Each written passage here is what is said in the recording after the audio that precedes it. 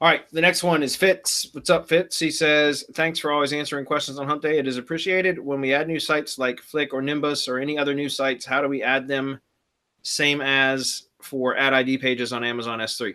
Okay, well, that's a simple one, Fitz. Here's an example. I pulled this up earlier because I saw your question. I use that technicalseo.com tools schema markup generator. Usually when I've got to produce the code for local business, structured data. And right under here is the social profiles. So for each one of these, you click. Now, it's got a label here, but if you take a look at the actual code, there is no label. So it doesn't matter what these things say or what the icon is over here. They're just additional links.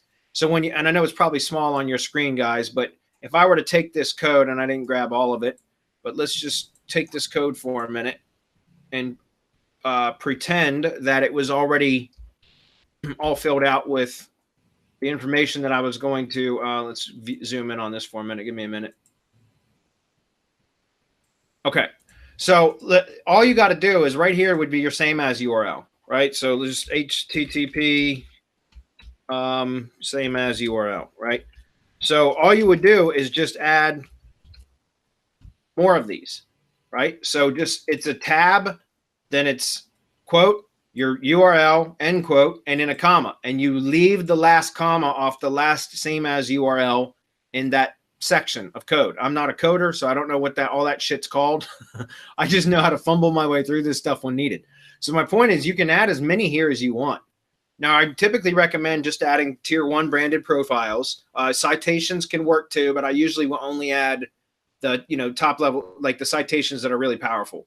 But yeah, you can add as many of them in there as you want. Just remember the last, and then just go validate it. Check it in a structured data testing tool to make sure you didn't make an error somewhere. But it's really simple to do. And then the last thing is, all you got to do is go update. If you're talking specifically about like an HTML page hosted on Amazon S3 bucket, all you got to do is just update the index.html file. So go delete the original file from the bucket and then upload the new one. And that's it. That's all you should have to do. Okay. Yeah, Brady, I like using James Flynn's website. Okay. Because he gives you the same as code. All you have to do is enter the URL. Right. Well, that's what this does too. You just put the URL in here and it puts it in as the same as right here. You see that? Oh, okay. Yeah. All right.